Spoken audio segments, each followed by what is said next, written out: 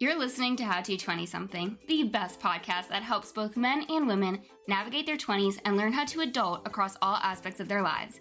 We're going to focus on career, relationships, finances, fitness, nutrition, and all of the common challenges and obstacles a typical 20-something will face in this post-college life. I'm your host, Jess Diamond, and I am the CEO and founder of Jess Diamond Coaching, where I help young professionals get their shit together, gain their confidence, and own their life. No one prepares you for this adulting world, so allow me to help you feel like you are no longer a chicken running around with its head cut off, and that you actually know what the hell is going on and what your next step to take is. Welcome to How to 20-something. Welcome back to another episode of How to 20-something, where today's topic is to highlight the lows that follows a really big high. It's a shorter episode because it's pretty straightforward when it comes to understanding this phenomenon, and then it becomes a matter of what to do about it. So, congratulations. You did it. You did the thing. And this is different from last week's episode of always accomplishing things. This is what happens when you actually do accomplish it.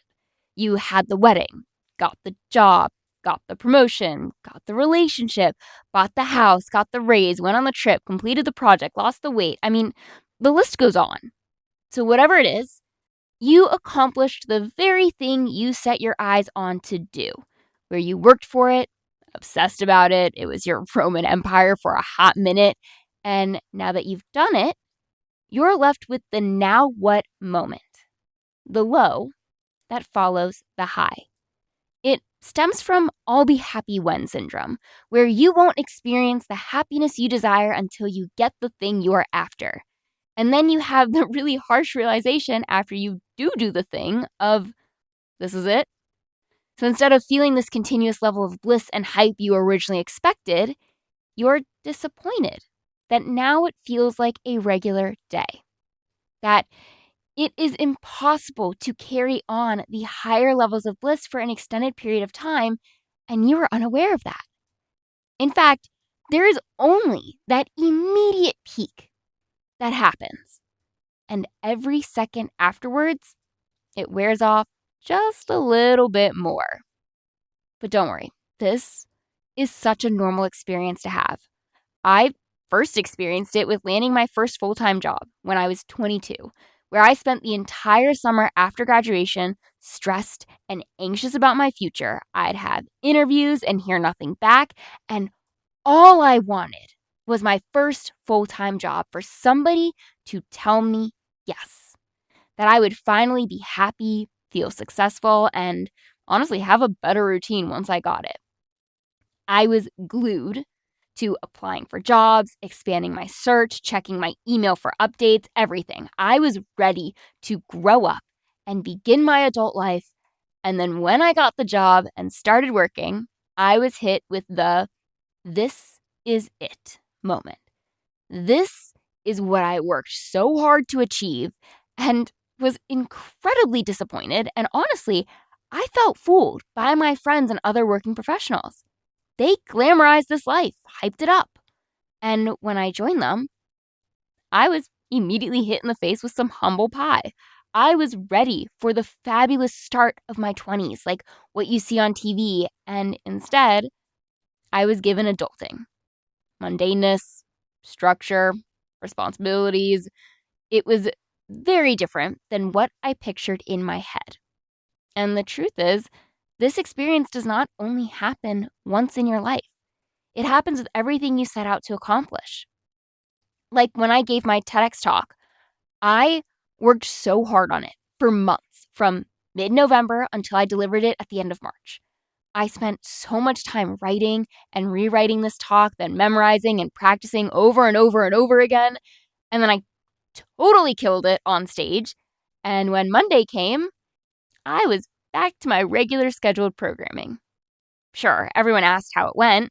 I had pictures come in throughout that next week, but I was back to personal training and coaching, my regular routine, my Monday morning schedule. And don't get me wrong, I love the work I do, and I sure as hell rode that high for a few weeks after. But I was simultaneously back to my schedule. Only I was no longer rehearsing on every walk I went on. At least that actually was a hard habit to break. A harder habit to break than I thought, because I would be on a walk and all of a sudden I would catch myself rehearsing. And I was like, wait, I don't need to do that right now. Aside from that, though, I would say that I'm very lucky because I had another talk scheduled almost 2 weeks later to redirect my focus towards that and help fill in some of the what do I work towards now gaps. But it's hard on the mind because you invested so much into this thing that you were chasing after that once it happens, it kind of leaves a hole in your life and in your schedule. You have time again. You have a regular life again. And sure, when you're in the thick of it all, you're thinking, I can't wait for this to be over, where I don't have to think of another napkin shade for my wedding, look at the menu ahead of time to pick the healthiest option, open up Indeed again and search for a job and apply for one, or for me, practice my talk on another walk. The process that is grueling in the moment was keeping you occupied and carrying you to your destination. Your eyes were set on a prize. And when you finally arrive, you're hit with the blank spot. What do I do now? And this isn't to say setting goals is bad. It's also not a sign that something is missing. It's just what happens when something that once took up a lot of your mental, emotional, and physical energy is no longer there. So no, goals aren't the problem here. They're actually very important in giving you direction and purpose. Now it becomes a matter of finding the balance of acknowledging and celebrating yourself for doing the thing while also making sure your identity and happiness wasn't only tied to that one thing. And then giving yourself something new on the horizon to fill up some of the emptiness you're experiencing. I mean, it doesn't have to be anything massive, just something to help bridge this hole that has made its way into your schedule, something to look forward to. And this is something you're going to want to know and start putting in place ahead of the big moment to avoid that emptiness feeling or that drop that follows the high, because it's going to happen regardless. Like I said, I was lucky that I had another talk lined up right after my massive debut on the TEDx stage. And I also knew that after that next talk was done, it was time to switch gears into writing a keynote and getting paid to speak on bigger stages, which is what I'm currently working on now. I'm letting myself celebrate the hard work and completion of TED, a dream I wanted for myself for 3 years, while also making sure I know what's next for myself and my business. Because the high wears off. It is impossible and honestly a bit foolish to think that high will continue on, when in reality, it's a fleeting moment. So it's not a matter of figuring out how to stay in the high forever, but rather figuring out what to do when the high is over, or even who you are once it's done. This is the part no one talks about when it comes to achieving your goals, because something isn't necessarily wrong, yet it still feels like something is missing. Like you thought there would be more, or another high to follow this one. And because of that expectation, your brain immediately jumps to what's next or something's wrong. Sure, you might take anywhere from a week to a month to ride the high. But as time goes on and your schedule balances back to the way it was before, you fall back down to your baseline. And then you're ready to chase the next high.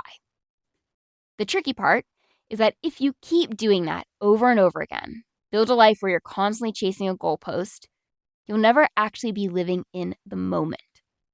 I see this the most when it comes to relationships. You want the relationship, and then when that excitement calms down, you want the engagement, you ride that high, then it's the wedding, the honeymoon, the house, and the kids, if that's what you want for yourself. And it's a natural progression for sure. But learning how to live in the mundane of the thing you once worked so hard to achieve is also a very important lesson to learn.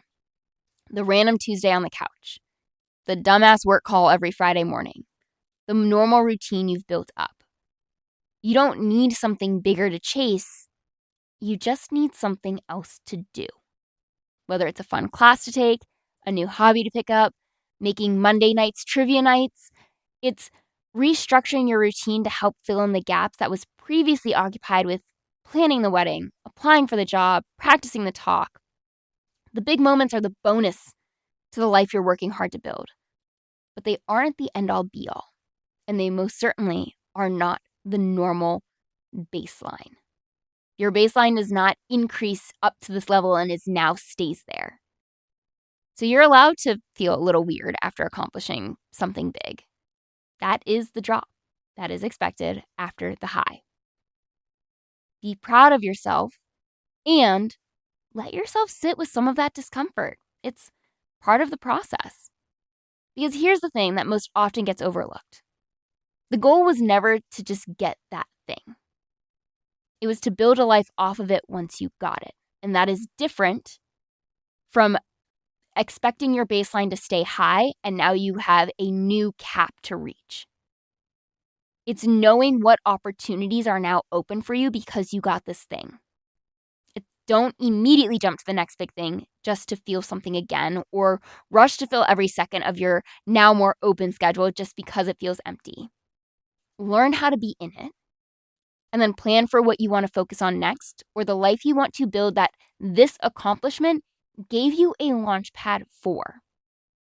Acknowledge the work, bask in the glory, and figure out how it's going to pave the way for your next big thing, which doesn't have to be the next high, but the door this accomplishment is opening up for you.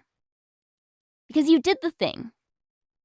And you can write your own story as to what's now possible as a result. And that is how I'm going to end this episode of How to 20-something.